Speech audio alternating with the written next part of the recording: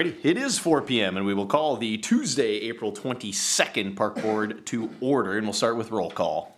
Miller. Yes. Sandy. Present. Schaefer. Yes. Shipe. Here. Burns. Pledge of Allegiance. I pledge allegiance to the flag of the United States of America and to the republic for which it stands, one nation, under God, indivisible, with liberty and justice for all. And we'll move on to the approval of the agenda. Motion to approve. We have a motion Second. and a second. Any discussion on the agenda? Hearing none, all in favor say aye. Aye. All opposed, same sign. We have an approved agenda. Moving on to the consent calendar. Notice of the public, all matters listed are considered routine by the board and will be enacted by one motion. There will be no separate discussion of these items unless good cause is shown prior to the time the board votes on the motion to be adopted by roll call. Any discussion on the consent calendar? I did have some questions about three of the permits that were in. So I don't know, do we pull those out? Yeah, pull them out for separate discussion. So like just those three? I don't know if anyone else had questions on any of the permits. Special permits. And a process question, Okay. which maybe goes with the permits or maybe goes elsewhere. Okay, what do we want to pull up? I had a question on letter D. Or I'm sorry, E, so blade. And then the one about the two paddles, so F. And then J. Okay, Andrew. It would be D. Okay. Well, Oh, Amy. D and G. D and G. Okay. Alrighty. So, I'm ready to make a motion. okay. I'll make a motion to approve the consent calendar, pulling out the items for more discussion, consisting of letters D, E, F, G, and J. Very good. I'll second that. Motion and a second on the amended consent calendar. Any further discussion on the consent calendar and its amendment? All right, please call the roll. Miller. Yes. Sandy. Yes. Schaefer. Yes. Shipe. Yes. Burns. Very good. We have a consent calendar amended.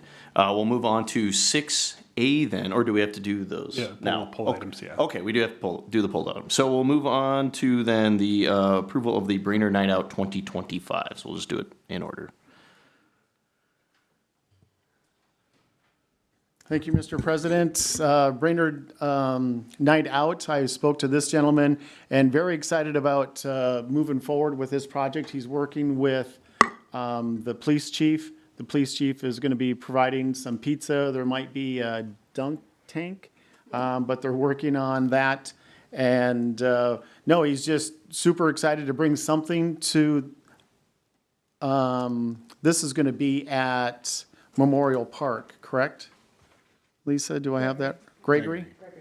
Oh, okay. All right, I thought it was at Memorial.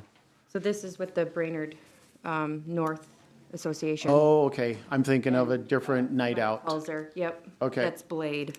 Right.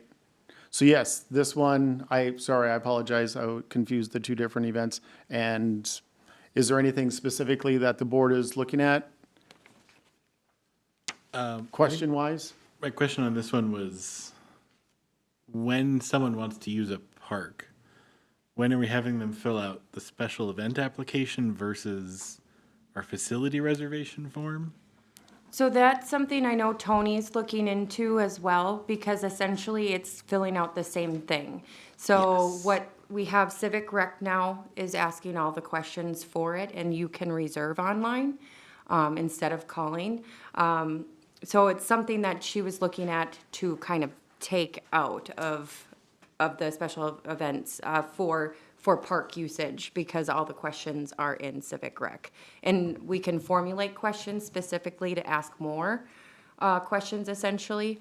that would coincide with the special event application. It's pretty much the same, just a couple different questions here and there.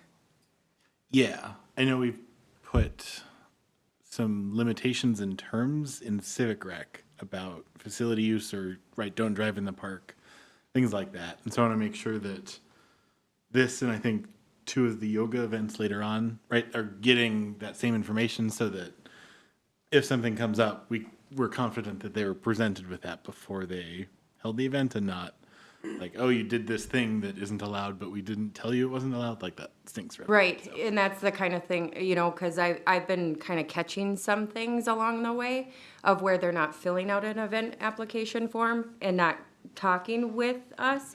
So I'm looking at the schedule ahead of time, trying to see if there's catching any ones, like there's a run this in a couple weekends, but it won't affect anything with parks. It's very small. So I guess it's kind of do we want the applications? Do we not want the applications? that's a good question. Yeah. Yeah, I think the applications are great. I think when we do our workshop, I'm going to give you a list of things that I would like to focus on, and whatever you'd like me to focus on, I'm happy to do so. But our process to complete these things, it's sort of like there's not a strong process as far as policies and procedures, and that's one thing that Lisa is really streamlining. We sort of started with engineering about, policies and procedures and how we literally do things. And this is one of those things that, how do we literally do it? And to make sure that everything is communicated effectively so that we don't overbook a park and so forth. So there are some things that we do need to sort of tighten up, and that policies and procedures will drive that force to ensure nothing gets overlooked and that we are asking the right questions. Because these are some big events that are being booked. Maybe as a part of that process, when we're looking at this, I thought there was either at the park board level or both park board and city council, previous to your time, Mike, there was some discussion about which events need special event applications and which ones do not.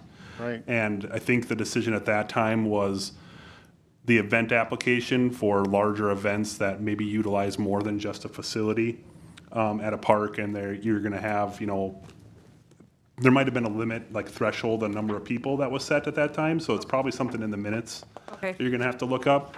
But I know this was a previous discussion at some point about, and it was an opportunity for people to advertise their specific events, and that's kind of where it landed on, is that it was kind of at staff's discretion at that point on whether they thought that that type of event warrants a event application rather than just a reservation at a specific facility. Sure. And I think too, as far as like what Andrew's discussing as well, like the park specific things, again, Gregory's just the best example of this, like no vehicle usage and things like that, just to make sure that the rules that we've kind of set forth for each individual park are relayed in some way to these folks so that the expectations are set. So when they do it, we can be like, hey, we don't know how to do this. Right. Instead of just, oh, we didn't know, or something like that along the Right. lines of the application. So I think that sort of thing being fleshed out and making sure, again, when we have these, because, again, based on the permit or the way that was applied for previously, they may have known, but they fill out the application, it gets approved, and they can just maybe feel like they can do whatever they want, regardless. So I think that's really the communication we want to make sure, whether it was through the application process before or now afterward, when we're getting a hold of these people to let them know that their application is approved. Right. Yeah, I think this one's a great example because they do want to shut down a street, so you need more than, right, the park board can't shut a street down. Right. So we need police and other folks involved, but also we want to make sure the park is sort of reserved for them. So we Right. don't have somebody try to run a pickleball tournament or something at And the same time. just, we also are going to be communicating with them saying, hey, if you want the pavilion, you need to reserve it. Like the Halloween event, I forget who was going to reserve that pavilion, but we will be reminding them, and hopefully they get in and reserve that pavilion, because that sort of locks in that pavilion. Because on here, on the application, that's one of the application flaws, is that, do you want a pavilion? Did you pay for the pavilion? You know, there's all these check boxes. If it's not checked, now we can say, yep, they didn't pay for it, we need to call them and do this. So just the form itself needs to be, as we champion this, we will find those things. Right now, we have just, we're getting ready for summer and all of our activities and stuff. But that's definitely one thing that I want to put on the list as far as, you know, champion that. And between Tony and I, we do communicate. She puts whatever needs to be approved from council on council. And then also, if it's park included, we put it on parks. Awesome. Good on that one? All right, so I'll make a motion to approve the Brainerd Night Out 2025 for the Northside Association. motion and a second on the permit. Any discussion further? Hearing none, all in favor say aye. Aye. All opposed, same sign. They are approved to do the thing. We'll move on to the approval of the Blade Coalition nonprofit with DJ food trucks, tents, and banners at Kiwanis. Yeah, so my only thing with this, I love this event. We actually go to this event for my work, and I totally support it.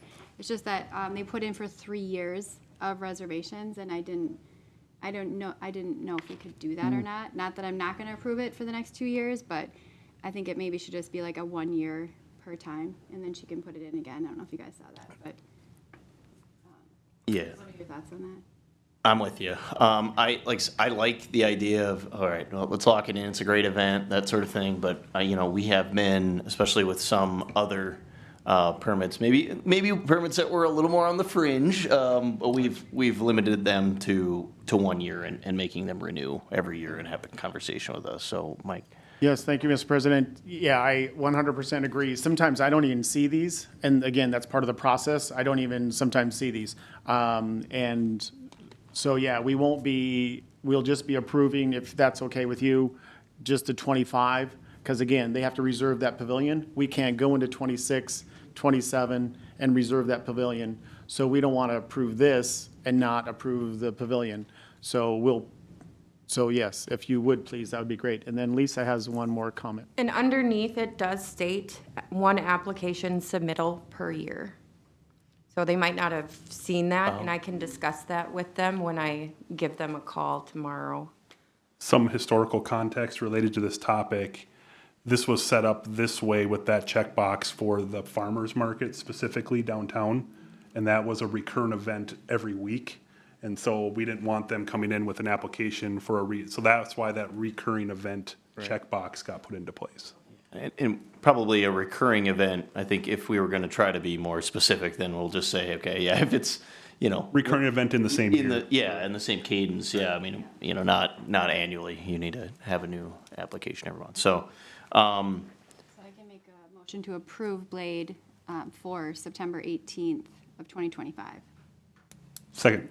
motion and a second on the singular date approval. Andrew. I have a just question. I wonder, are they maybe putting those dates in there to have some certainty for sponsors and things? And is there a way we could try to give them that certainty but still have them come back to us? Right? Like if you want to secure a sponsor and say, hey, you're going to be our featured sponsor for the next 3 years, I want to help them accomplish that. Yeah. But I think we also do want to see an application come back each year. Like, is there a way we could Pencil Sort of. them in. Yeah. yeah, like hold it for them, but say, hey, you still need to apply, so we can give them that certainty. But yeah, Mike. So, thank you. With our calendars, we can just do that. Lisa can put that on our calendar, January 1st, reach out to these individuals and for the Kiwanis and make sure that they do get that. We give them that first right of refusal, and that would be a good clause to have in there. Outstanding. Yeah, I like that a ton. Great question. Any further discussion on the approval of this year's permit? Hearing none. All in favor say aye. Aye. Aye. All opposed, same sign. We're approved for this year, and we'll pencil you in for the next two. Moving on to the approval of the two paddles, Mississippi River 145 canoe and kayak race. That was also mine. So my first thing was actually what Andrew had said about the pavilion thing. So like maybe his special events should have just been a pavilion rental. but we already covered that. My second part would be, from his photo that he shared, it looks like he's using the beach, but I'm not sure, and like, how long will he be using the beach now that this beach is gonna be fully functioning for the public with no weeds? And, sorry. I like your little plug there. You beat me Way to to it. go. But it does say he's, I think 9 to 6 is when he has his pavilion, but then he talks about like everyone leaves and goes at what, 9 or 10? But are they coming back to the beach? Is there gonna be items in the way that people can't use the beach? Just a little bit different than past years since people might actually be using the beach. Right. We can reach out to him and indicate that, because that is a public beach. Yep. We can't close that off, and the parking lot won't be his exclusively. He will reserve the pavilion, that will be his, and how they maneuver using the dock to start the race, that's fine. Yeah. That'd be my only concern if it's just the time that he's gonna be taking over that space. Pavilion, he can have it as long as it's available from 9 to 6 or whatever he needed, but that was my only. Good. Yeah, just checking in on the accommodations that we'll have to make and making sure that he knows that we don't control the beach. Right. So, very good. Any other discussion on this particular permit? I'll make a motion to approve. I'll second that. Motion and a second. Any discussion on the motion? Hearing none. All in favor say aye. Aye. Opposed, same sign. We have approved the 2 paddles kayak race. Moving on to the approval of yoga in the park at Gregory. I think this was mine. It was, I think, just similar of having the vendor application and the special event. Is there, and maybe this gets to your process discussion, Mike, like if somebody wants to do this, is it clear to them what they have to fill out, or do they have to call you, Lisa or Kayla, and say, hey, I want to do this thing. What forms do I need? It kind of goes both ways, I guess you could probably say. I know Jessica, she's been doing this for the past few years, from my understanding, so she kind of knows the routine of it. So she reached out, she already had the application filled out and then came in and provided her insurance, and then filled out the application. So that again, like, does she need one? Does she not? I mean, it's... Okay. Right. Yeah. We'll continue to work on the process. Any further discussion on the permit? All right. Yeah, I think just maybe something for a workshop. I will move to approve the vendor and special event application. Second. Motion and a second. Any further discussion on the motion? Hearing none. All in favor say aye. Aye. All opposed, same sign. We've got yoga. And then approval of the Seth Lane Sheridan Foundation walk from Gregory to Lum Park. I guess I wanted to know more about this event. So it's just, this gentleman is walking from one park to the next, or I don't know if I missed a page, from 1 to 6, and he wants the roads closed for him. And there's amplified sound and electrical use.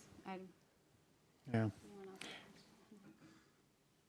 To be brutally honest, I have not reviewed this proposal, and when you're closing streets, just one street, if you just close one street, that's a total of about 3-4 hours for one staff person.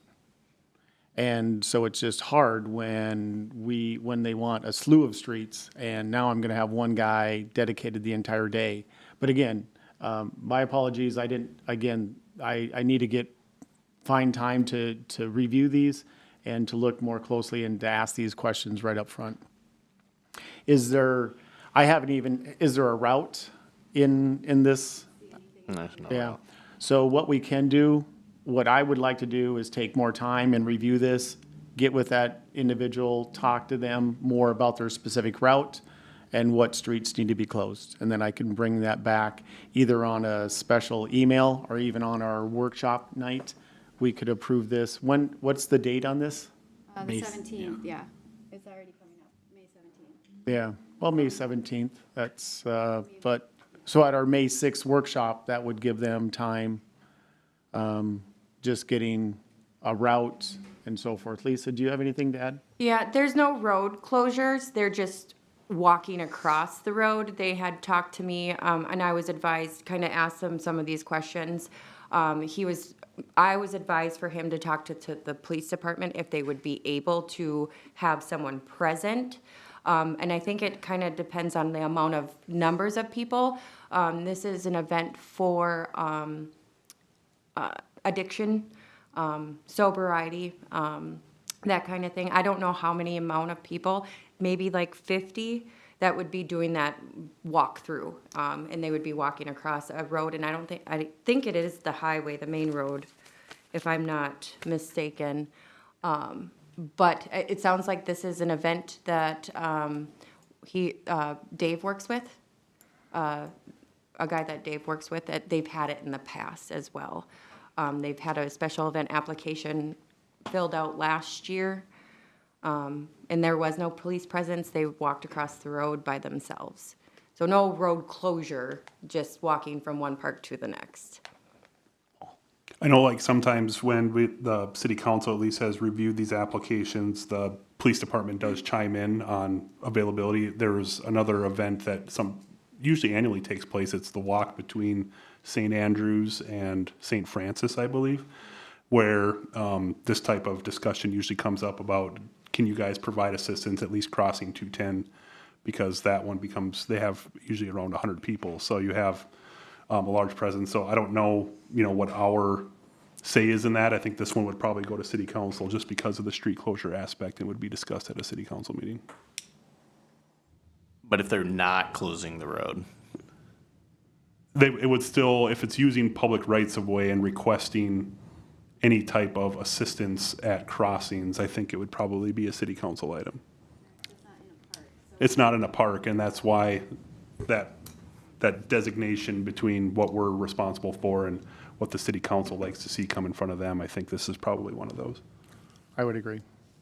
okay.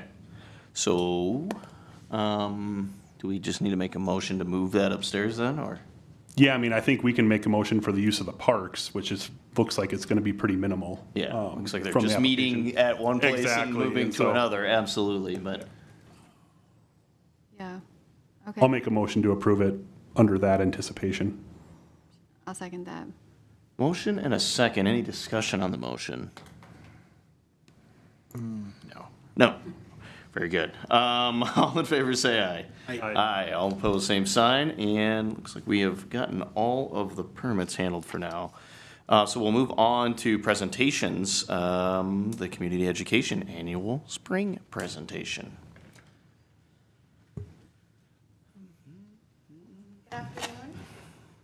I'm Anne Marie Locker. I'm the Community Ed Director, and this is Tim Sarch, and he coordinates our Parks and Rec program.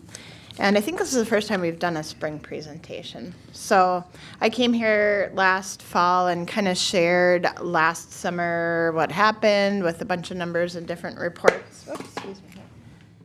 So if you have any follow-up questions from that, I do have that information with me here. But otherwise, we're kind of ramping up for the summer for all of our community ed, including Parks and Rec. Our guide was just mailed to some households. Raise your hand if you live in the Brainerd Park or Brainerd School District and got this, please. Yeah, the one that looks like this. Okay, because only about half the people in our office have got it, so I'm a little nervous. Oh, I thought they were raising their hands back there. Anyway, so we just got a call today from the post office to come pick them up, the extras, and we're like, I think you need some of those still. So I got to follow up on that tomorrow. But so we've taken a lot of registrations already because we advertise some of the Parks and Rec things in our winter guide just because they're starting sooner rather than later. Registrations are a little bit less than last year, right as of right now, but now with this coming out, we usually pick up a few more, so we're likely to be similarly on track as we were last year. Still struggling with the older groups, the pony baseball and the fast pitch softball, that's 12U, because a lot of those kids are going to travel. Families are choosing to just do travel rather than rec and travel, so it's a time commitment. So still struggling with those numbers, and I would see that only continuing in the future as people are more busy and there's more options. But I do want to share a story. Actually, one of my colleagues had a 13-year-old boy last summer who really loves baseball. All his friends play baseball. He did not get chosen for a travel team. And we, at the time, were talking about having to cancel Pony because we didn't have enough kids signed up for that to even have two teams to play each other, hardly. But then we were able to work it out with some surrounding communities. What did we do? Crosby, Aiken, I believe Pillager. And so we had two teams, and then they each had a team, and we asked all the families who had registered if they'd be willing to travel, and it ended up working out great. Well, that allowed, that particular child to keep playing, feel good about himself, and be happy. And this year he actually did make travel, and so he's thrilled, but I'm like, well, no, you're not going to be in our program. But, I think there's a lot of children in that situation, or families who are in the situation where they can't afford the time investment to play travel ball, or maybe the financial investment as well. And so I feel like, having a recreation program in our communities is important for those kids. So anyway, I just wanted to share that with you. We've got our same baseball and softball coordinator or head coaches on for this summer as well. Kyle's having a parent meeting tonight Two parent meetings tonight. For the baseball, some of the baseball, Mustang and Bronco? Yes. Yeah. And then the other ones don't start until a little bit later. So, and then we found someone to do our evening t-ball, which was a struggle last year. That program didn't go great in the evenings. We have a daytime program as well. And the gal who did that, and she did a great job last year, has agreed to do it all, and she's going to recruit some people to help her with it. So she had a really good, when you're looking at t-ball for, 4 or 5-year-olds, it's different. It's more the child management than the game. But Well, she had a good format where they would, do their warm-ups, exercises, then they'd actually work on a skill. Yeah. And then when they were up batting, she would have them hit 3 times before they ran. So it brought a lot of structure to it instead of it just being round up your kids. So it was very good. So she agreed to do our evening, which was huge for us. And then we've also restructured the schedule for the evening one because we have so many kids that participate. They were going until kind of late, and it's late for those little kids. So we're going to be running 2 teams at a time with them getting to rotate who gets the real field and who's out in the practice field, which is just a grass field. So we're going to try to give everyone a chance to be on a big field, but not have to be there till 8:30 or 8:45 it went till last year. So Well, it'd be more friendly too for working parents because it was starting at 4:45, which was just tough. yeah, so now we're shortening that window. It'll start a little later and a little earlier for everybody. So that's our plans for this year. Otherwise, I don't know if there's anything else. Any questions you guys have? Or we also have tennis coming up in May, and we did reduce the number of registrations we took for that. And I think you had emailed me about that a little bit, just because of the tennis court situation. So that is full. We have a short waiting list. So if we have anyone drop, we'll be able to get some more kids in. Or if something changes with the court's availability, then we can add those kids as well. So I don't know. I think you can open it up. Yeah. You think open so? her up. Yes. Yeah, open her up. Oh, okay. Open her up. So. Okay, so then we'll probably need to look for a helper as well, because with the smaller numbers, we were just gonna have one person, so that's good to know. We're actually meeting with her tomorrow. Yeah, oh, did she She confirm? responded, Perfect, so. okay, good. And then Miracle League, we've got her coming back, Sam Wickland. Sam, sorry, yeah, She's fantastic. She runs a great program. yeah, So we're grateful to have her. so, yeah. Yeah. Any questions? Any questions? So are you guys close with like the coaches for the traveling team? So like if they have to cut a child, would you be like, hey, but there's this great opportunity to like still play, but I don't know if that's like a Yeah. thing. We communicate enough with them because, especially through our facility use through the school district, that we could get that. We message could, across. and up until last year, they required kids to do both anyways, so they were a lot more, like trying to support our program and make sure that we had enough kids participating. But then I think they just got pushback from parents that it's just too much, because they'd be every night of the week, they'd either be playing rec ball or the travel. But it'd be a good thing to reach out to the association and just be like, please encourage kids to take advantage of this opportunity. I think most kids are aware of it, so. But it'd be a good message, because you don't want to lose a kid or have them lose confidence because they didn't make travel, for example, and they have our option. It keeps them involved, so. That one guy could be like the spokesperson, he's sure. like, I did rec one year and then I made travel, so hey, Yes. everyone should, Yeah. I don't know, maybe not. Yeah. but, No, it'd good be point. a positive Yeah, I guess idea for like marketing. 'cause yeah, the rebranding of it as kind of a farm system, I guess, for the travel league. But I mean, kind of a bummer, I guess, in that sense. Because going back to when I was a kid, that wasn't the case. I mean, we were Right. just packed. But Right. yeah, I But if guess it now means it's- they're outside playing instead Yeah. of doing the video game thing or not being involved in something. right. Yeah, that's a big Yeah. deal. So, Yeah. okay, great. Thank you. Let me know if you have any follow-up questions or anything. And if you get your guide. Yeah, well, I'll let you know. Thank you. We will move on to 7A, unfinished business, the approval of the banner quotes.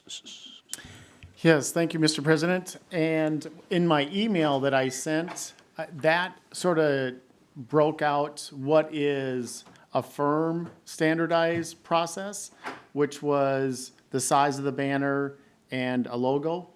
And then there's other variables that they could have their own creativity, this, the font, the color, and those. That way, when we look, if you just envision the softball field and it be placed with banners all the way through there, that they don't all look 100% identical and you get lost in that. So there will be some uniqueness, and I think that will have a good visual effect when you're standing in the dugout or whatever.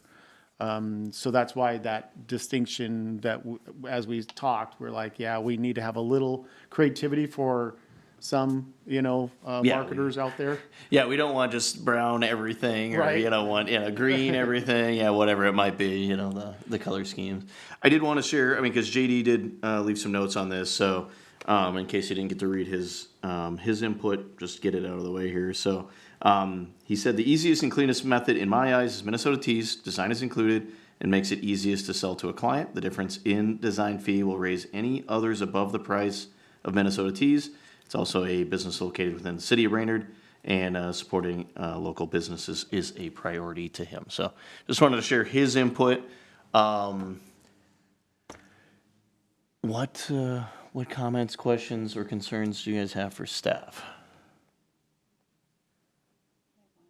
Yes. I just want to confirm here, so the total cost for one banner is $150. That's no matter who we go with? Is that what I'm understanding? Plus, so it's $150 plus the banner. So whatever cost that, if they get a small banner, a 4x8 or a 4x6 versus a 4x4, there's different costs with that. So it'd be $150 plus the cost of the banner. Okay. Got it. Any other questions for staff? One other, and when we look at these forms, it will be nice that this is a yearly cost. At the end of the year, they either pick up their banner or we remove it, and they could keep it and then bring it back to us and say, okay, here's my banner, $150, and now they're ready to go. If the board would like us to be the storing house of that, we can. It just leaves some, if we misplace it, then it's on us. I would rather that we just give it back to them, but whatever the board would like, we would follow. I think that also giving it back to them also allows them to see the quality at end of season as well. So not that I think we do a bad job storing them, but then we pull them out at the end, start of next year, and we go, hey, these are actually kind of crummy. You got to replace them. Right. Leaves a little bit of a bad taste. But I do think the logistics of having everyone come to pick up their banners every season also is kind of funky. So I guess I'm kind of torn between that, because I don't even know what kind of process you put together to have everyone come and get their stuff, so. Right. And that would be on the review and the recommendation of our forms down the road. Sure, Not yeah, here. right. Just wanted to throw that out there that we could clean up our form regarding the process so that we don't have that example. We do have this example on my desk. I indicated to them that, sorry, but we're not going to replace your banner. And it's on the form itself that if it's damaged or whatnot, it's on the customer.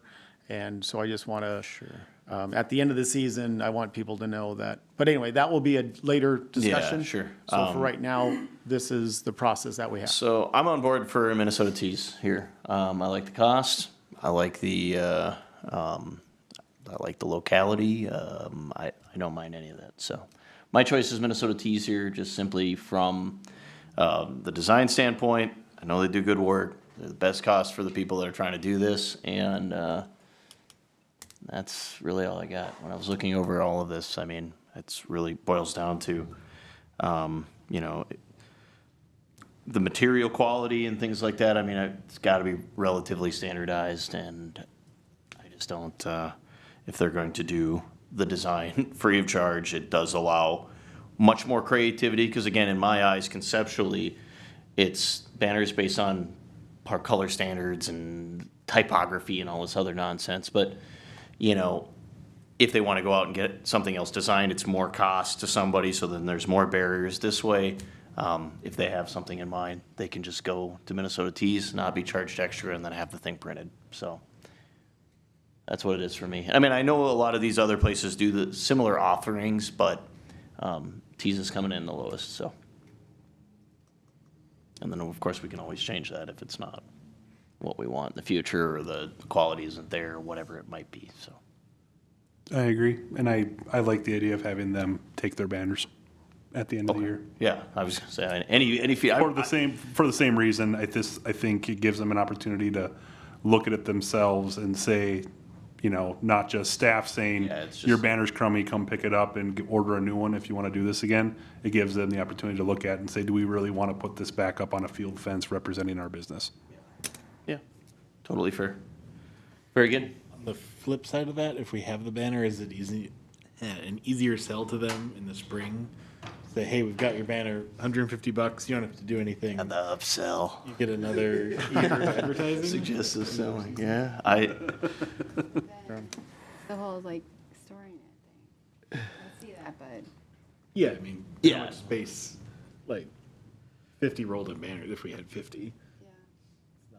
I guess, I don't know if mice get in or into any of those spots, and are mice getting into any of the sheds? Right now, Can't guarantee we don't have a very specific location to store these banners, but again, that I would like to have as a separate discussion down the road. And, Yeah, I think let's just explore the logistics of that, just so that you're not maybe taking a ton of labor time. I mean, if we're spending a lot of effort giving these banners back every season, maybe we just hold on to them. But yeah, I think Tees for me, and then let's talk about I what would it's going to cost us to get it back to everyone every year and the logistics of that. I was just thinking first impressions, because they're actually less money, but they do have the design fee.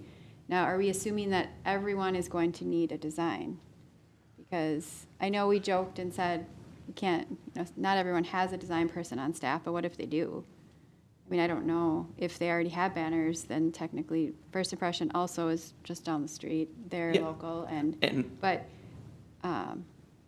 I don't know what kind of banners normally, I don't know what they look like or what people have on staff. I do like the option, and again, personal anecdote, I deal with First Impressions as my printing solution all the time, so I won't, but yeah, for me as a, a lot of people will be able to just throw something on a white background, and be able to throw their logo on top of it. I think if this way it's just done, right? They can send us your assets and we'll make it work type of thing with the Tees side of things. Whereas, okay, well, it'll be cheaper for them to go to First Impressions, But then, you know, if they need to do some sort of design work, and we don't want it to turn out crummy as well. And I think that was kind of the goal with this, was that to have some place that people can go to where, you know, again, everybody has their own design and their own company, and they want to express their creativity in a certain way, but we have somebody that can rein it in, and it's to lower cost to everyone who comes in to do this. So I think, yeah, without the design, correct, yeah, first impressions would be the best savings. And again, I love the company to death, but I think I prefer Tees simply because with the design element to it, they're the lowest, and we can just kind of standardize that they're gonna need some form of design work, regardless of how good you are. That's a good point. I use a lot, you know, we got a lot of Canva experts in the area, I imagine, but, you know, when it's going on to a banner or something 4x8 like that, I still think, you know, making sure that these guys are taken care of for doing that work and adjusting all these banners, because a lot of times they'll do that work for free just to fix a particular design, to get it on there. So I'm still with Tees simply because I want them to be paid for their time when they're fixing the designs, not just fully doing the designs as well, so. Good. I love your first impressions, but, yeah, I really do, but. I'm gonna make a motion to approve the quote from Minnesota Tees. Second that. And then my only discussion is, again, I don't know if we talk terms or anything like that with these folks. Let's just do it for a season, come back, figure out what the quality looks like, have a conversation about those things. If you guys feel like we need to try something else, if it just didn't come out right, let us know, and we can have another conversation about it next year. Any further discussion? Hearing none. All in favor of approving Minnesota Tees as our banner vendor, say aye. Aye. All opposed, same sign. Minnesota Tees, we have banners. Very good. New business, the discussion of credit card processing for the concession stands. Yes, staff looked at this process, and with the Civic Rec and with our IT department, it's pretty extensive on all the different fees, to the processing fee, $460 for the readers, $120 for every device per year.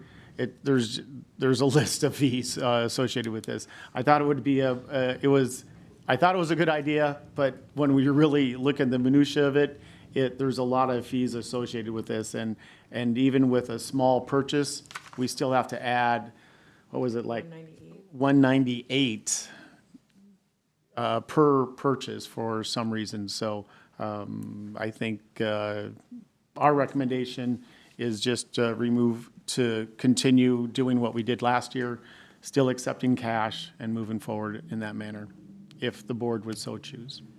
Yeah, I think my comment on this was, with the cash, historically speaking, it just felt like maybe the bag was a little light at the end of the evening. So, I mean, if we can just keep a better grasp on shrinkage, you know, I understand it's probably not efficient to count every last sucker in the bag, but, you know, I just feel like we had all this inventory, and I know a lot of it expired, et cetera, but, I mean, just keeping a grasp on that we're not actually just losing cash to, I hate to be it, but theft. Right. And again, I have no issue with staying with cash and everything like that. It just, like I said, when we first talked about this, it was like, oh, our deposits are nothing. And it's like, well, but we don't even have credit card machines at that point.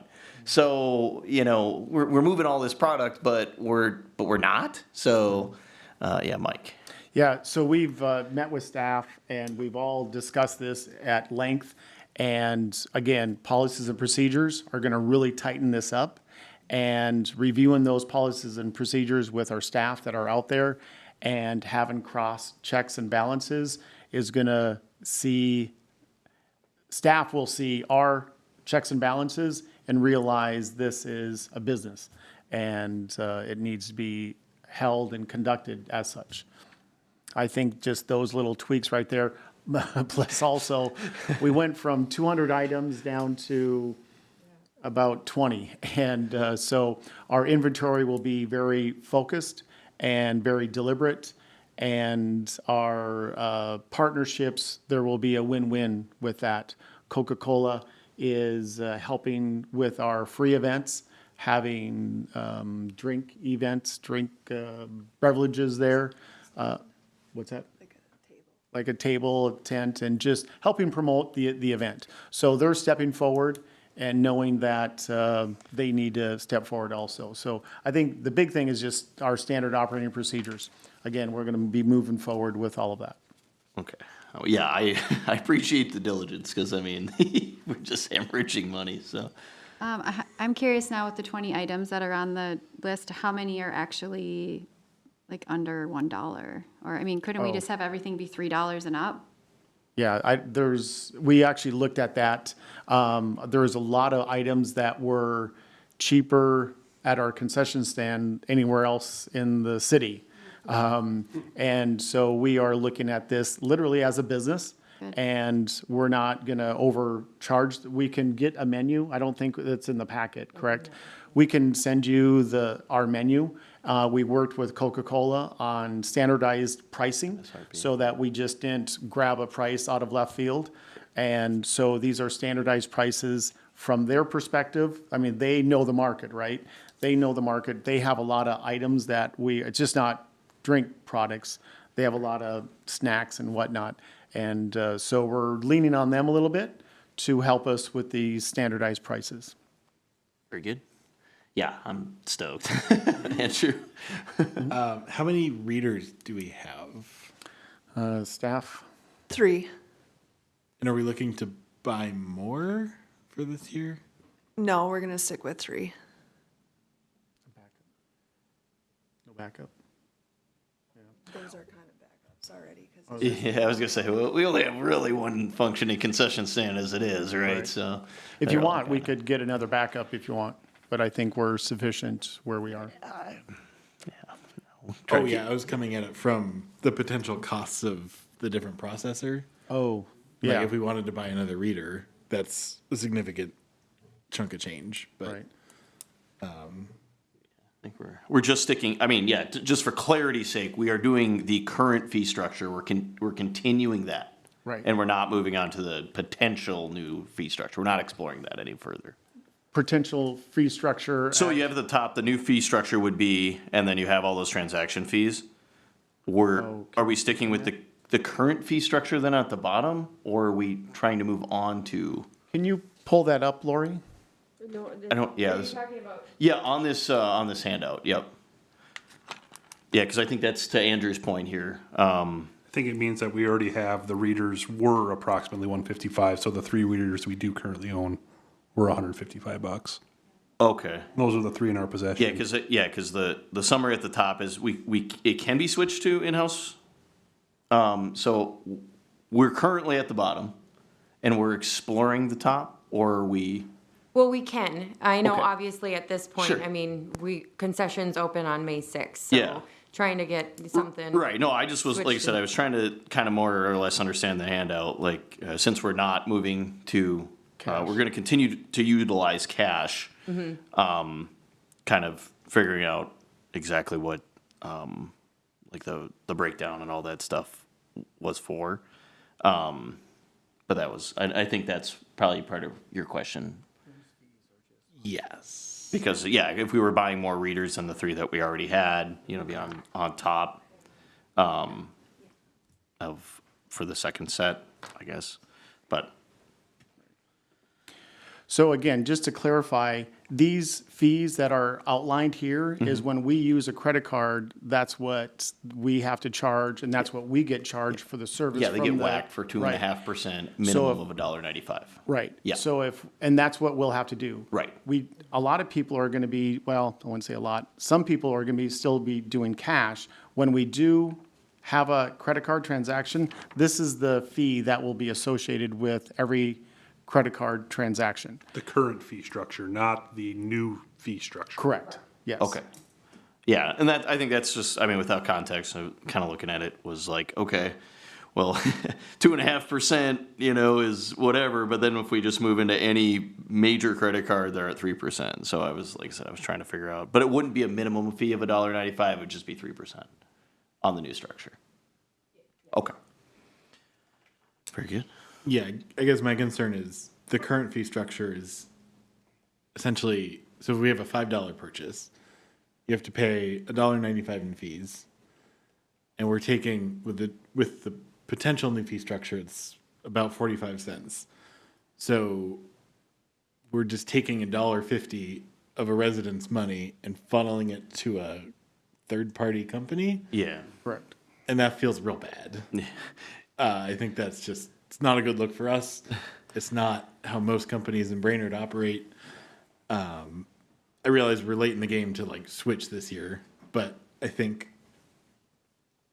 it's really worth investigating for. Yeah, because this is the first year we'll be like fully cooking, right, with this, right, with this Well- fee structure. We ran last year, but like we're definitively, we're shaving it down, we're optimized, we're ready to rock. So if we were to run the current fee structure this season, which, I mean, we're kind of on pace to do that, Right. we could reassess this and reevaluate next year if like, because I mean, the other side of the cost is, right, so the readers are 155 apiece, we have 3 of those. Right. And so if we're looking at that, at the top, like the cost to us and then maintaining that, you know, I guess I'm trying to make sure that our overheads are, Right. you And know, that I mean, was- I don't want to charge people for nothing and send it, you know, to offshore the Cayman Islands, but, I mean, if it's saving us on overhead, I suppose that's probably more important than fees, I So, guess? I so don't know. last year, this is what the fees were. Yep. The current structure, this is, we paid that and we'll pay that. Yep. And this year, we'll be doing the same thing. Yep. And so there's really, and it's just a matter of doing business with a credit card. Sure. It's just individuals, they don't have cash, this is the fees, you know, they'll have to do that 2.5%. Minimal fee is $195 or $198. And that's just to do business, that is what it is. Yeah, and we were just kind of, again, looking at this new fee structure as like a better service to the community at the actual stand itself.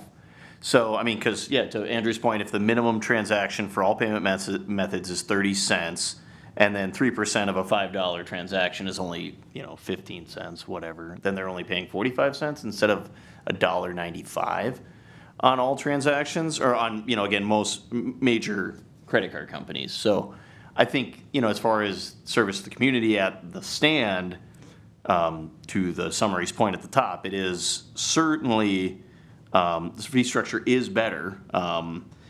It's just, yeah, as far as the overhead is concerned, the upfront cost for the new readers is higher. But if we have 3 already, then we're already spending, you know, what, $460, $465 for the readers now, and then is it $460 each for the reader? I'm trying, like I said, I'm trying to understand the structure on the new side. Okay, Yeah. we can workshop it too. Like, that's totally fine. Right. I think Lori's got. Oh, okay. Mr. Chair, may I interject? Yeah. So we have 3 readers currently with the processor we use. If we switch processors, we have to purchase new readers. Sure. So you Okay. have obviously that upfront cost, it is per reader. Sure. We can key in card numbers, so there is a chance we could look at reducing, maybe not having one in the office, but having them for concession stands. The other part of the fee that, I don't know if it was mentioned on the sheet with me, we currently pay $100 per month to Forte just for having them as a processor. With Civic Plus, that would go away, and it would just be the $120 per reader per year. So you would have a little difference in that pricing also. Again, yes, you wouldn't have the $1.95 minimum, it would be 30 cents minimum on each transaction. The only difference would be for larger transactions like registrations, reservations, they'd be paying the 3% versus the 2.5%. That makes sense. So hopefully that kind of That does clear it explains up a little lot bit. for me. I you know, again, that fee structure is quite good, I think. I mean, on the Civic side of things, I guess I'm not sure. I mean, so, like I said, I'd like to explore this a little bit further if we can continue to get some Right. more details, because, again, the $1.95 for a sucker or whatever it might be, you know what I mean, like, Right. slapping the... want to run it like a business, I'm with you 100%, but we do need to still service the public, and you know, me personally, I don't carry cash to the ball fields ever. So that's kind of one of those things where I'd like to, even for my own benefit, not have to pay $2 to buy a soda on a credit card. So, because then it turns from competitive rates to really not competitive, right? Like we're going out and having Viking Coke do all this work, and we know what MSRP is and what the market rate is, and then we're charging an extra $2 on top for that transaction. It kind of blows that sort of. And again, it's a delicate dance between business and service, but I would like to explore that fee structure further. Do we own the readers we currently use, or are they leased? No, we own them. Okay, so we would be throwing those into the trash can. Correct. Okay, gotcha. Okay, very good. Yeah, I'd just like to explore that a little further, but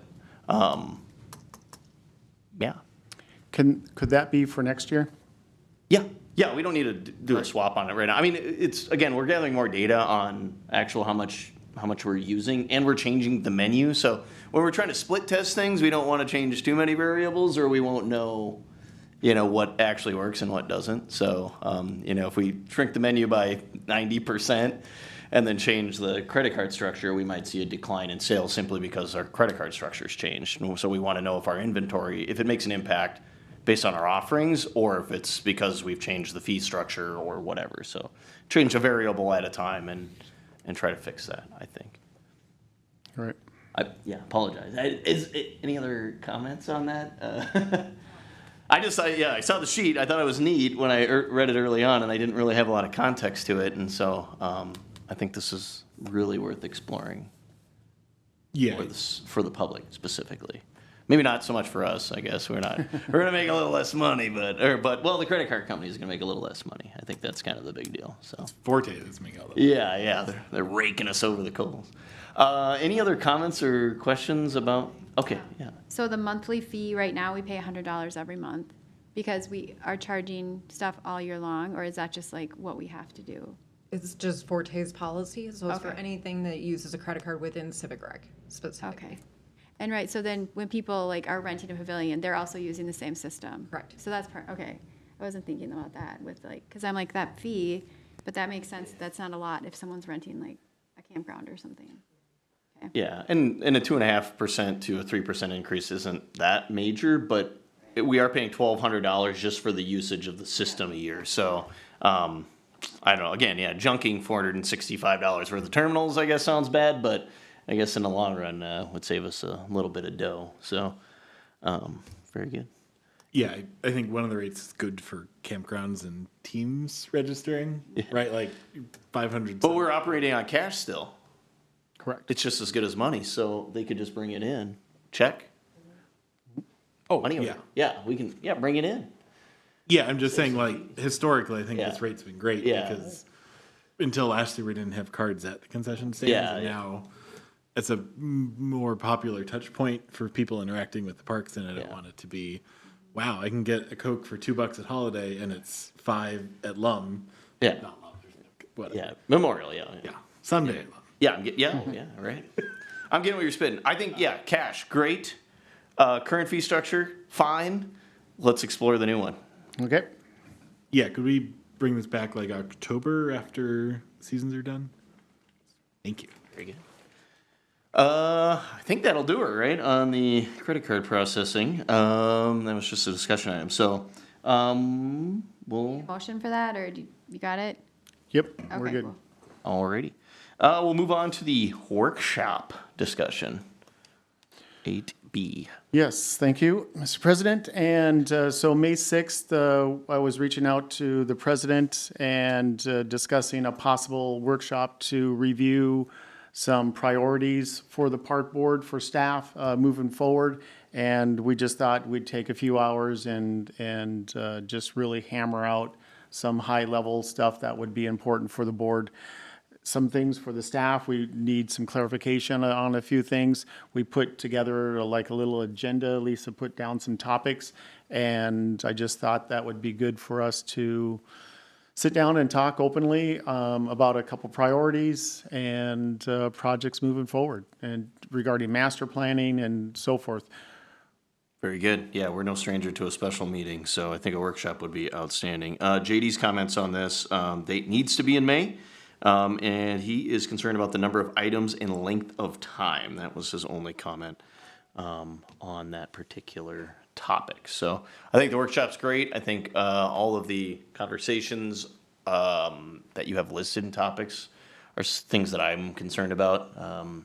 Especially like I said, getting all the master plans in one spot. I think even since I've been on, I haven't been able to find all of them. And so if we can, again, bring all that stuff in, get it all laid out, we can just, again, get our bearings back and get everybody, since, staff has shifted a little bit, even in the 18 months that I've been on the board, get everything in one place and get everybody, on the same page again. Just so that we all have the same documents, we're all looking at the same plans, we're all, organized as we try to push these projects, specifically like the pickleball complex, when we were talking about that, or, as we'll hear with the Lions Park, those types of things that,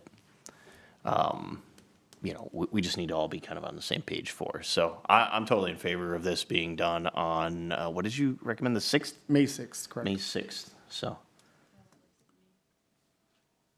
Okay, very good. Can we get we need a motion to Just move to a for us to workshop? work Yeah. on that and organize, yes, please. I will make a motion that we will hold a park board workshop on May 6th, from starting at 4 here. Second. Motion and a second. All in favor of a park board workshop on May 6th, not April 22nd, as the agenda item says, at 4 p.m. at City Hall, say aye. Aye. Aye. All opposed, same sign. If you weren't here, you're showing up. No vote. Moving on to the design for the ice skating area at J.C.'s Park. Thank you, Mr. President. And at J.C. Parks, you're well aware that the ice skating rink area was at a lower elevation than some of the other areas around the park. And there's some standing water there, and partially from the frost, it hasn't allowed the water to soak in. But there's a number of things that we need to look at, and I just want to discuss this bring a design to the park board workshop on a multiple of things. One, obviously, the skating rink area. We have a plan that we could level that area a little bit so that we'd have a nice flat, usable skating rink area. The second one is a fence. And where the rocks are, individuals are moving them, and it's going to be extremely time consuming for our park staff to weed whip around those rocks, and it's just going to be really cumbersome. A service road on the south end by where the horseshoe pits will be going, and I'll be having this in the design if you want, and a service road for that area, and then the fourth one being the lights, the sporting lights for the soccer, ice skating rink, and the parking lot. So those four things I would like to move forward with, if the park board would like me to design something roughly to discuss at the workshop. Very good. Thank you, Mike. I'm going to provide JD's comments first. I thought in previous discussions we had a backup plan in place in case of water pooling in the hole. I don't want to discuss that at the workshop. I want to see a plan brought before the board to resolve it at the lowest cost possible. So his comment was simply about the I guess he calls it the hole, so we'll call it the hole for continuity's sake. But so that was his comment, and I kind of share that sentiment too. I thought maybe we were working on some sort of contingency for if the water didn't quite pool the way that we were intending it to. Yeah, we're not there. We were thinking about, Sure. we've had this plan for, some time since we saw it after it was completed. So we've already had a preliminary design in our head. But now that we see it, the water is not going to drain very adequately. So we need to maybe implement this plan, and I could have a drawing for you at the next park board meeting. We won't be able to really move on anything with breakup and moving heavy equipment in that area. So it's going to be a little bit anyway before we can move forward. Sure. Comments? For me, I think, yeah, I'd just like to see the plan to repair the hole. We can talk fence. Light, I know, was an agenda item. The lights were an agenda item at some point. Right. And then again, the horseshoe pits, I guess I'm not entirely sure of. I guess as far as the master plan is concerned, I think we can have kind of a two-part conversation during the workshop when we kind of review these plans and go over, okay, what's missing? How are we moving forward with these certain things? Like the fence, and I know the boulders were kind of just a design choice more so than, over the fencing. So that's just kind of one of those things I guess we can have more of a design conversation about. But the whole, I think, let's just have a plan for, next month, whatever it might be, to get that thing leveled off and filled in, and then we'll talk design. Again, the lights, I don't know where we're necessarily at with that. I thought we approved a couple of We lights, did. but I just don't wanted know where to put them. Yeah. It's on the plan. Okay. And it's just something that you guys have already approved Sure. of, but just want to Yeah, reiterate. and we can talk more design, more specific design elements at the workshop. Do we? Master Oh, okay, sure. Oh, there were some pits there, right? pits. Is that it down there? Oh, that is the horseshoe. Yeah. Oh, It's in the plans. Very good. Yeah. See, again, I haven't seen that thing in ever. So very good. But yeah, horseshoe pits and stuff so the fencing and the lights, we'll just have a brief conversation about design on location is when we have it all in front of us. So, but yeah, for me, let's bring a plan for the whole, for the next meeting. Sounds good. Andrew. one other thing, I think we'd thought about maybe having a berm between the parking lot and the soccer field. If we're going to be schlepping a lot of dirt in there, I'd be interested to talk through that and if that's practical or not. Yeah, we could. I'm not sure how that would really, the purpose of that. You're going to be, so you have the parking lot, the walkway, and then the soccer field. If we take 4 or 5 feet of a berm, now we've shortened our soccer field where the line would already be 4 feet away. If that's something that we want, how are we going to mow it? How are we going to, because a berm could not just be 2 foot wide, 2 foot high. We're never going to be able to mow that. So Right. it would need to be 8 foot wide, 2 feet high, and then we could possibly mow that. We just need, our designs need to be conducive to our park maintenance staff. Oh, If totally. we add 5 minutes to their schedule, that's 5 minutes times 52 weeks. Now you've just added one more person to their workload. Yeah. I think it's just like the comment was more just if we have dirt there and we're leveling it off, if we got a little extra, let's We just actually put a have to bump bring in, in you dirt. know? We'll have to bring in dirt for this. Sure, yeah. Or on the other side between the field and the pleasure rink.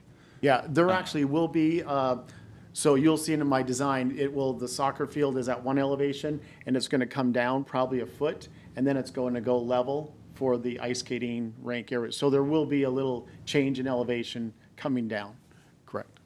Very good. Cool. And then, Oh, no. You guys All right. go ahead.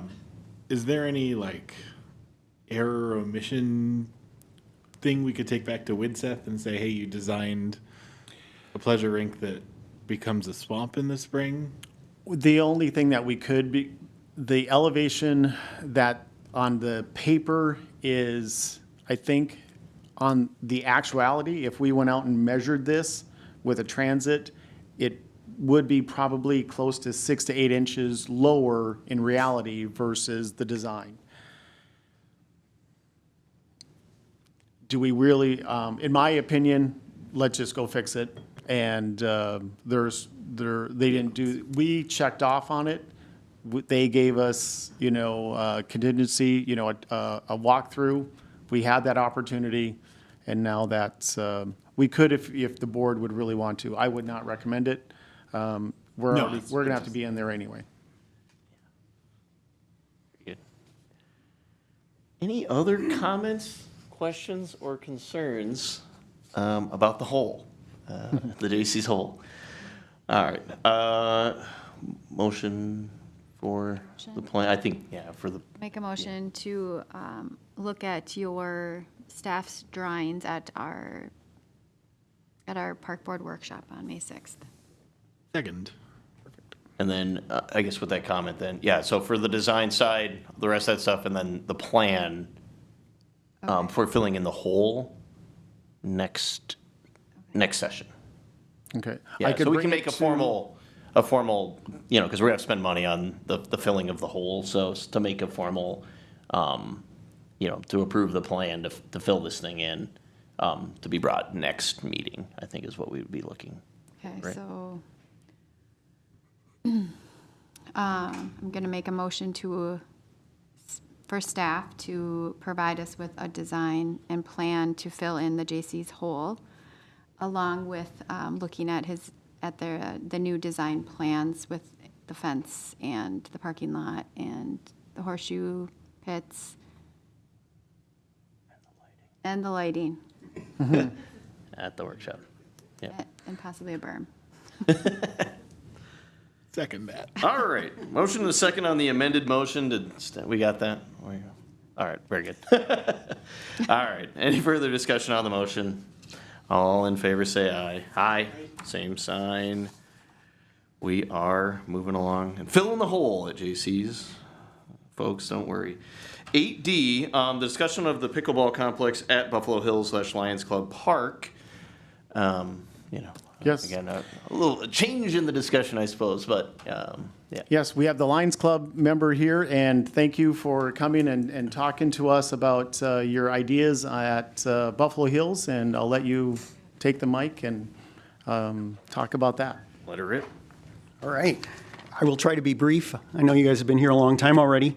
But first, give me 30 seconds to introduce myself. I'm David Call. I'm with the Brainerd Lions. I've been a Lion for 30 years.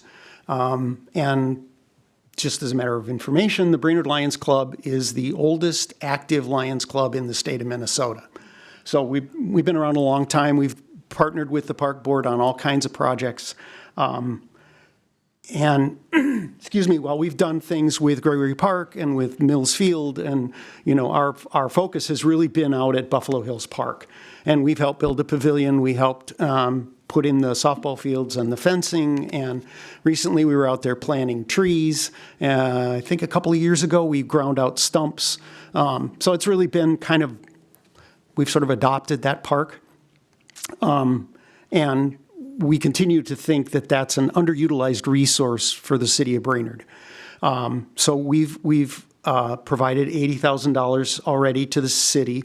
What we'd like to do is put in an adaptive playground so that there aren't really any other places in the city of Brainerd or even in Baxter at this point where handicapped children can access playground equipment. So this would be specialized equipment for them. That total project is probably shaping out to be $300,000 to $400,000. So we're a ways off yet, but we're working on it.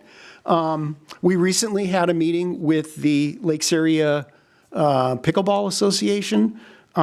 We were very excited. We think pickleball courts at Buffalo Hills or Lions Park, we'd like it to be called, really makes a lot of sense. There's a lot of parking area there. It's an underutilized facility. South Brainerd could use some economic stimulus. The pickleball is huge and growing. Not that I play, but I do watch, and so I see what's going on. So we would really like to move forward with that. I can't speak definitively, but it would appear that the Pickleball Association might have other plans, and so that may not work out for Lions Park. But I guess what I'm here asking today is two things. First of all, can I get just kind of a nod of approval to allow us to work with staff to develop a plan and a budget and to begin fundraising for an adaptive playground and pickleball courts at Lions Park? And the second thing I would ask, we sent a letter, so I think it'll come up on your next agenda, would be could we officially change the name to Lions Park. Currently, I believe it's Buffalo Hills/Lions Park, but that's a minor thing. I'm really more interested tonight in just getting a nod that said, yeah, wow, that would be awesome. Let's move forward together. Thank you. Yeah, appreciate it, Dave, so much. Thank you. Yeah, absolutely. Andrew looked like he had a Go question. ahead, Andrew, you go first. Oh, do you have a sense of where in the park you would want to put the courts? Yeah, we've sort of maybe, gotten ahead of ourselves, and we've had a couple meetings with Mike, and the courts would, at least in this design, there have been lots of designs at Lions Park. In this design, they would run along the front of the park, along Buffalo Hills. We would start with 4 or 6, maybe grow to 12, and then it gets, then you're way out there where it gets really blurry, and there's talk about trading pieces of property with the school district, and then maybe we can, get to 24 someday. But at this point, let's get the first 4 or 6 built, and then we'll go from there. But I'm not sure how to address you, sir. I think that Andrew, yeah. Andrew, okay. That's kind of the intent of my ask tonight, is to be able to work with staff to pull those plans together so that we can come before the board and sell you on what a great idea this is.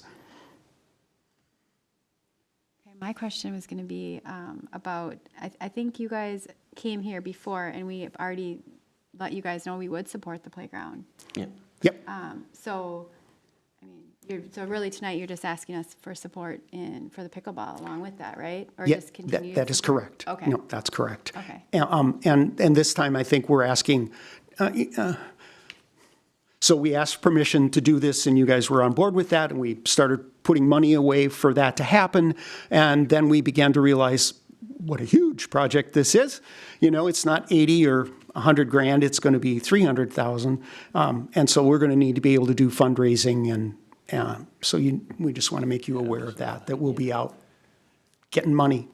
Yeah, a renewed Is that interest. okay? Can we get money for the park? Yeah, is that all right, Al? I don't know. So when do we have the playground? Don't we have that scheduled for this year or next year already? Yeah, so we have money to replace the playground there this year. Like it's in our budget this year to do. But So it now we sounds have to like- discuss. Again, I think we would have to defer to staff. My understanding is that there've been all kinds of changes with regards to the parking lot and Yeah. other stuff, and so I'm not sure. Yeah.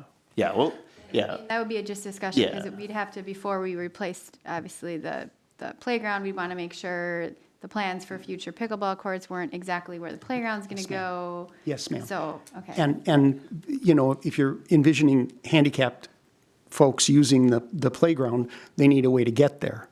So then you're talking paved paths, and then you got to have a paved parking lot, and so it gets pretty complicated.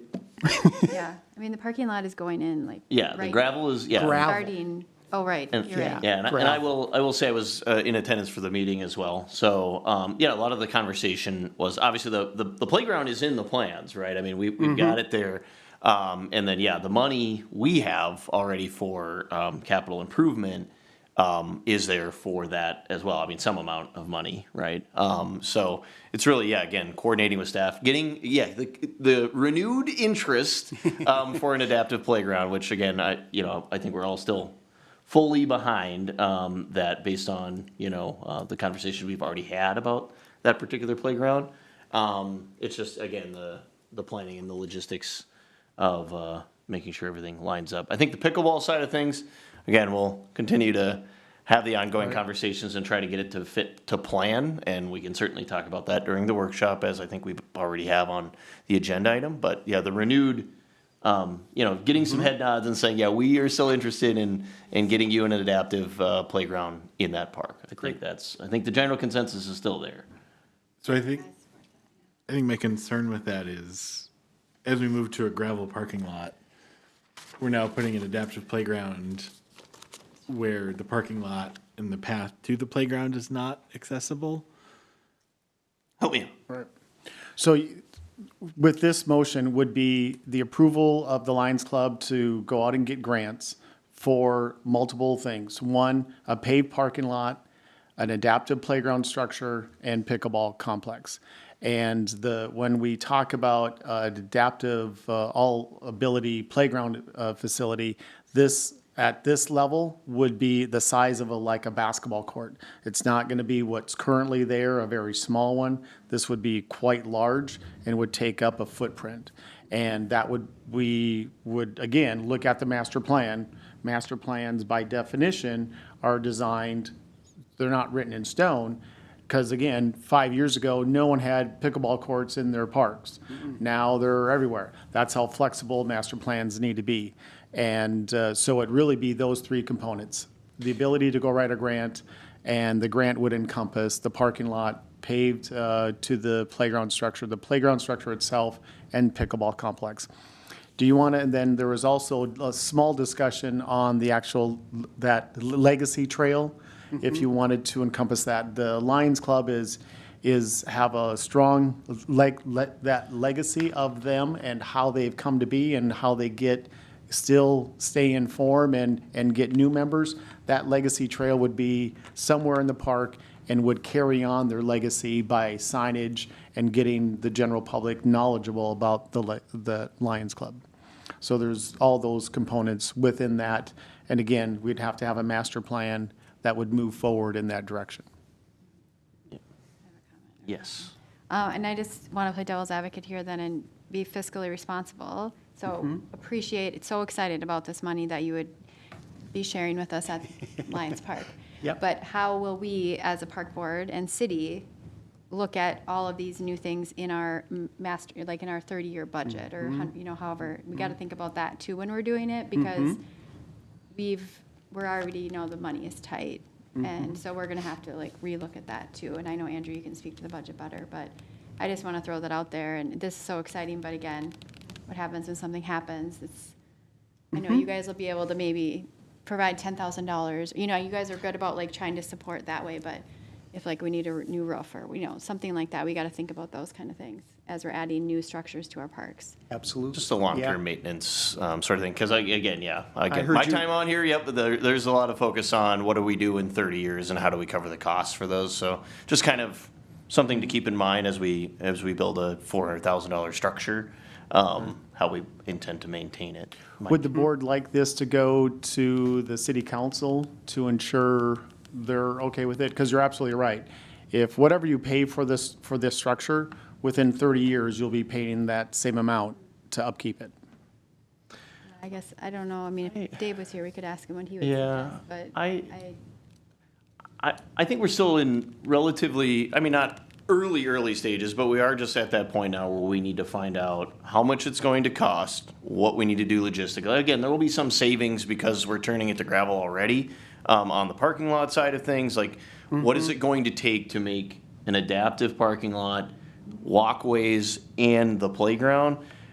What does that number look like, and how far off are we before we have those types of like really in-depth conversations and send it upstairs? Because they're just going to say, well, what is it going to cost? What do we even know? Like, we don't have anything. We have some definitive or close to definitive numbers, but we don't quite know. And then I think we still, as far as where the parking lot's going to be placed and how big it's going to be and the footprint the playground will take up and what we can allot planning wise is something that we just need to have a conversation about. I think planning, workshop planning wise, before we kick it up and go, okay, yeah, we like this idea, but can we afford to do this? So I'm with you.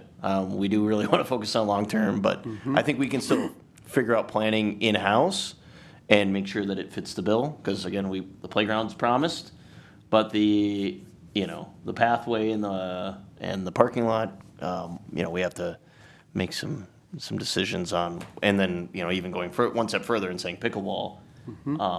Based on the layout of the master planning of that particular park, like where we have those particular amenities, right there. Those can be pickleball, right? Like it works in the plan, but again, having a conversation about that, because that parking lot's sizable by comparison. So It's just, again, and then having those walkways through something, one other potential amenity and making adjustments to that, so.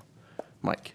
And one thing that I would recommend is that maybe we do revise our master plan and then bring that forth to the city council, get their blessing, making sure that these new amenities would be underneath their, vision for the future.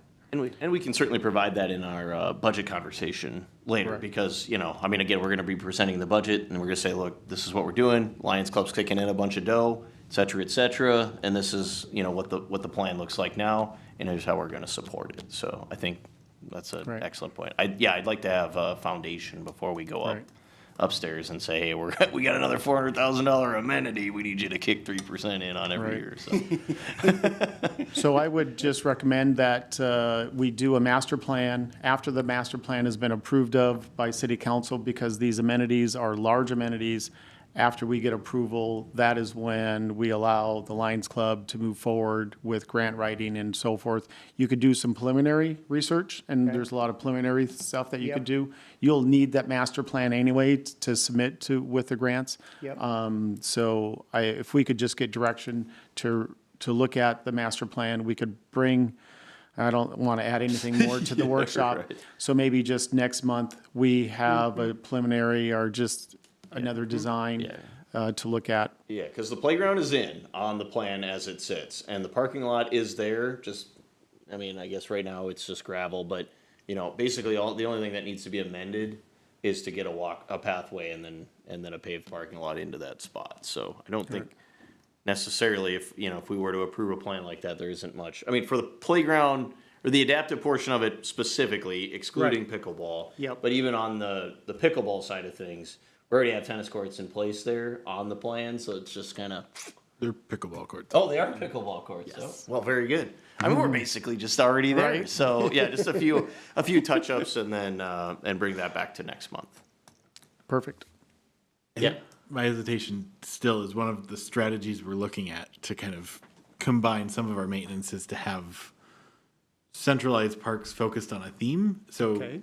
Bain Park, for example, we have the Miracle Field. Sure. And so is that maybe a location that we make the investment in to build and maintain ADA accessible parking lots and pathways to get to both the Miracle Field and an accessible playground? And so we can centralize some of those amenities and invest to make those pathways once and maintain them once, instead of, well, we have an accessible playground at Lions Park and the Miracle Field at Bain. And now we have multiple parking lots and sidewalks and amenities that we have to maintain. And so is there a way to combine that and save some costs for us in the long run?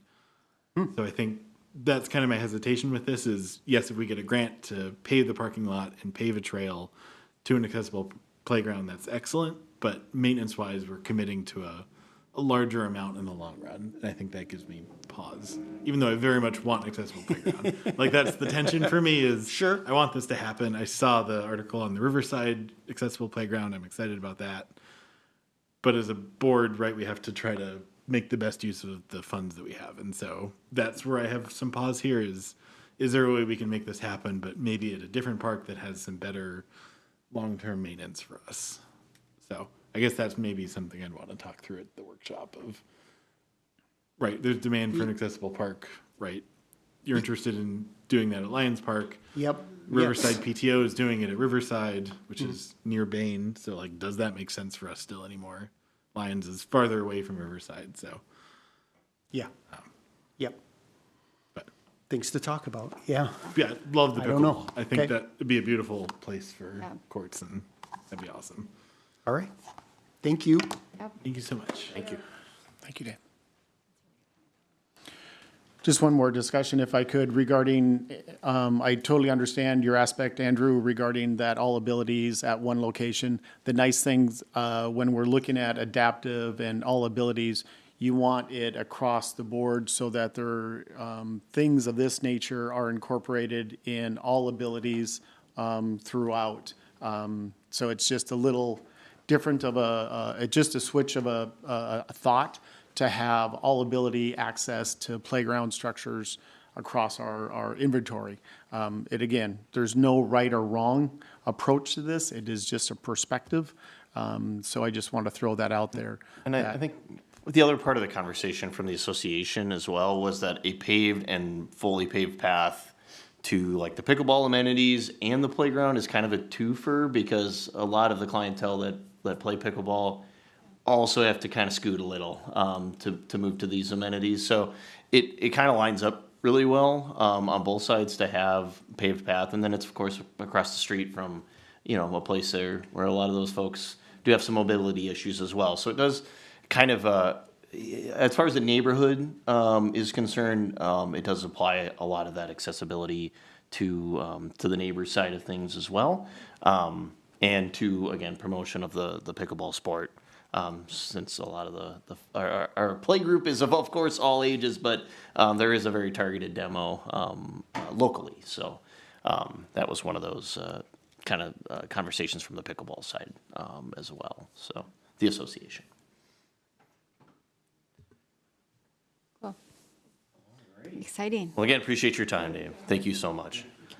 We will move on to the public forum. It's time allocated for citizens to bring matters not on the agenda to the attention of the board. We will open the public forum at 5:30, and we are going to close the public forum at 5:31, and move on to staff reports. Perfect. I'm going to turn it right over to Kayla, and she's going to talk about all of our events. Registration is open for Pickleball League, and that's Tuesday and Thursday nights at Memorial Park. The deadline to register is May 16th. And the Easter egg hunt and dog ball hunt went really well last Saturday. Weather was really nice, and we had great turnouts. Gregory Park works really well for separating age groups by quadrants, so yeah, I'm happy with how it went. It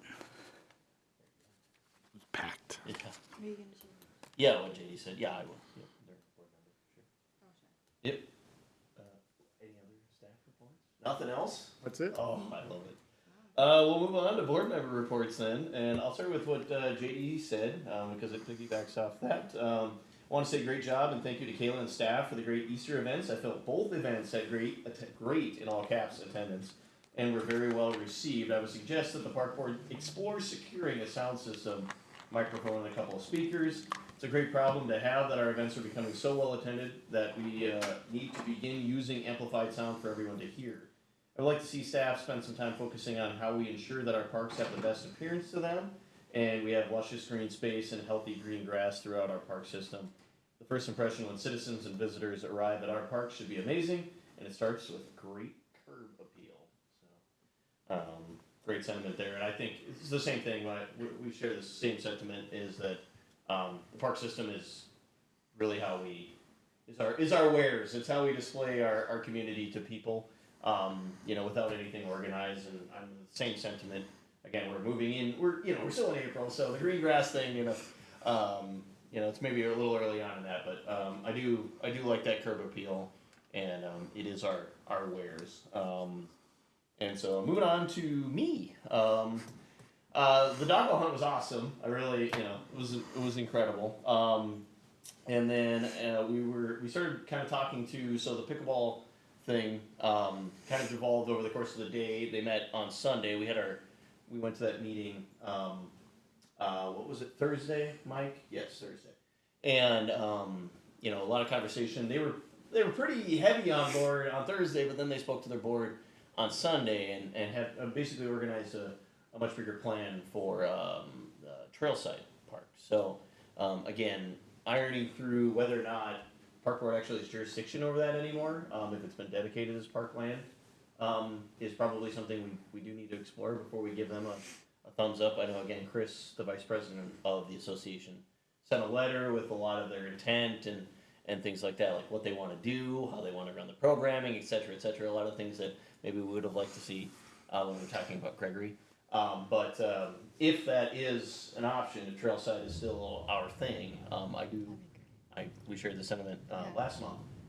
It's a great spot. There's a lot of parking. There's a lot of room. And it is relatively secluded. So I mean, whatever. I think Visit Brainerd defined it as 112 acres. So a lot of space for pickleball, and it's kind of out of the neighborhood sort of thing. I mean, there's a little less noise pollution sort of thing going on there. So again, I do appreciate the association's deeper dive into something that's maybe a little bit more feasible if we still have that land. Not that we can't try to get it back, but you know, it's kind of one of those weird things. I don't know where that is. Who would have it? Yeah. Like, who would own it if Parks didn't? Well, just the city, right? It's not City. dedicated as So park then land anymore. Maybe we could just ask for it back. Yeah, can I have that back, please? But I don't know. you know, so that's just something. Again, They're not using it. we had this conversation. I can't definitively say if it's been dedicated or not, or if it's been undedicated or whatever it might be. But I like that plan, and look forward to being able to have the rest of the board be able to see that. So, otherwise, not much else. Again, I really appreciate I don't know who did the research into the processing fees, but great. I mean, that's, again, to Andrew's point, I mean, balancing service and business is really important, and I would hate personally to go to have to spend $1.95 per transaction at the concession stand. So as coming up with alternatives is really great. I appreciate whoever went out and looked at it. That's it for me. Just on the pickleball stuff, I feel like we're kind of in a negative feedback loop with them, where like they come to us and say, "Hey, here's this great idea." Yeah. And, like, we have some questions, and then it kind of blows up. And like to your point, we were talking about Buffalo Hills Lions today. Yeah. And you're already like, well, they're on the trail side. Yeah. So like, is there a way we can meet with them as a board and say, what are you looking for? What can we offer? He's been the maestro. I mean, I'm sure you can. Yeah, so when we talked with them, they are still in discussions that this letter was just done today. And so the next formal meeting, we'll have a better presentation to inform the board of what are the options with the Pickleball Association. They like, Buffalo Hills, they love working with them, but just that location is pretty hard for them to get on board with that. And so they want to serve more of the Nisswa, Cross Lake, Gull Lake area, and that's why they wanted central Brainerd or North Brainerd, so. But we'll have something more concrete. A little bit more extensive. I feel this particular time around, the planning and what they're trying to accomplish is a little bit better relayed in this document. It's a lot more organized thought. And again, I expressed to them in the meeting as well that I thought them being here and being an advocate for their project would have been a little bit more helpful.